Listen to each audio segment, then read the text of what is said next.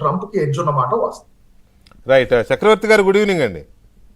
Good evening Venkatakrishna. Yeah, ఇప్పటి వరకు మనం చూసిన దాని ప్రకారం అమెరికాలో జరుగుతున్న ఈ ప్రెసిడెన్షియల్ ఎలక్షన్కి ఇప్పటి వరకు జరిగిన ఎపిసోడ్ చూస్తే మీ అనాలిసిస్ ఏంటి? జస్ట్ క్విక్లీ మీరు ఇందాక చెప్పిన దాని గురించి వెంకటకృష్ణ గారు, ట్రంప్ ఎలక్షన్ మిల్వాకీలో, విస్కాన్సిన్ లో రిపబ్లికన్ నేషనల్ కన్వెన్షన్ లో ధృవీకరించినప్పటికీ అమెరికాలో ఎన్నికలు జరిగే పద్ధతి ప్రైమరీస్ అని ఉంటాయి. మన దేశంలో లాగా అభ్యర్థులు ముందుగా నిర్ణయించబడరు. ప్రైమరీస్ లో ఎన్నికల్లో పార్టీ సభ్యులు ఎన్నుకుంటారు వాళ్ళ అధ్యక్ష అభ్యర్థి ఎవరు అనేది. రిపబ్లికన్ పార్టీ సభ్యులు వాళ్ళ అభ్యర్థిని ఎన్నుకుంటారు అధ్యక్ష పదవికి. అదేవిధంగా డెమోక్రటిక్ పార్టీ అభ్యర్థులు కూడా ఎన్నుకుంటారు. అంటే చిన్న మాట, అబ్జెక్షన్ అనుకోవద్దు, అబ్జెక్షన్ ఇంటరప్షన్ కాదు. 2400 మంది మెంబర్స్ ఉంటే 2300 మంది నిన్న 2350 సుమారుగా ఆల్మోస్ట్ 96% ట్రంప్నే ఇచ్చేశారు కదా. ఇంకా దాంట్లో డైలమా ఉందంటారా? లేదు, డైలమా లేదు, అదే అంటాను. సో నిన్న నిర్ణయం అయింది కాదు, ఎన్నికలు జరిగాయి కదా, రాష్ట్రాల వారీగా ఎన్నికలు జరుగుతాయి అమెరికాలో. ఏది పార్టీ అభ్యర్థుల ఎన్నిక, వాటిని ప్రైమరీస్ అంటారు.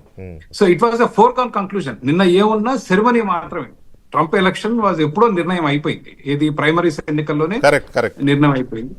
సో ఈ was always a leading candidate మొదటి నుంచి కూడా. ఎంత లీడ్ లో ఉన్నాడంటే, నేను డిబేట్లలో కూడా పాల్గొన్న అవసరం లేదు, ఇతర అభ్యర్థులు డిబేట్లలో పాల్గొంటుంటే ట్రంప్ నాకు అసలు అవసరమే లేదు, నేనే క్యాండిడేట్ ని అన్న భావనలో ఉండి చాలా డిబేట్లలో పాల్గొనలేదు అసలు. So he's been the leading candidate మొదటి నుంచి కూడా రిపబ్లికన్ పార్టీకి. డెమోక్రటిక్ పార్టీలో మనం చూసిందే జో బైడెన్ ప్రెసిడెన్సీ, ఆయన వయస్సు మూలంగా చాలా అనుమానాలు. అయితే డెమోక్రటిక్ పార్టీ ఆలస్యంగా మేల్కొంది. ఆయన రెండవ టర్మ్ కి పోటీ చేస్తాను అన్నప్పుడు పెద్దగా వ్యతిరేకించలేదు. కానీ ఎన్నికలు దగ్గరకు వస్తున్న కొద్దీ ఆయన వయసు రీత్యా ఉన్న ఆయన సమస్యలు మాట్లాడటం సడన్ గా ఆపేస్తాడు. ఉదాహరణకు మొన్న యుక్రెయిన్ ప్రెసిడెంట్ ని ప్యూటిన్ అని పిలిచాడు. రష్యా ప్రెసిడెంట్ పేరుని యుక్రెయిన్ ప్రెసిడెంట్ ని ఆ పేరు పెట్టి పిలిచాడు. అయ్యేసరికి డెమోక్రటిక్స్ పార్టీ వాళ్ళందరూ now they developing a cold feet. ఏది మనోడు గెలవడేమో, వేరేవాడిని ఎత్తుకాలేమో అని. సో ఆ సంక్షోభం ఒక పక్క నడుస్తుంది. ఇంకో పక్క రిపబ్లికన్ పార్టీలో ట్రంప్ చాలా గట్టిగా కాన్ఫిడెంట్ గా ముందుకు వెళ్తున్నాడు. అండ్ మొన్న ఆ కాల్చిన వ్యక్తి రిపబ్లికన్ పార్టీ రిజిస్టర్డ్ మెంబర్ అన్నారు. అది ఇంకా దర్యాప్తులో తేలాల్సింది కానీ, but as of now it looks like అదేదో డెమోక్రటిక్ పార్టీ యాక్టివిస్ట్ ట్రంప్ ను కాల్చినట్టు మనకు అనిపించట్లేదు. బట్ అయినప్పటికీ కూడా అతని ప్రవర్తన, ఏది కాల్పులు జరిగిన తర్వాత ట్రంప్ ప్రవర్తన ఏదైతుందో, the way he reacted right away, చెయ్యి ఇట్లా చూపుతూ ఊపటం, అదే it was a very brave gesture.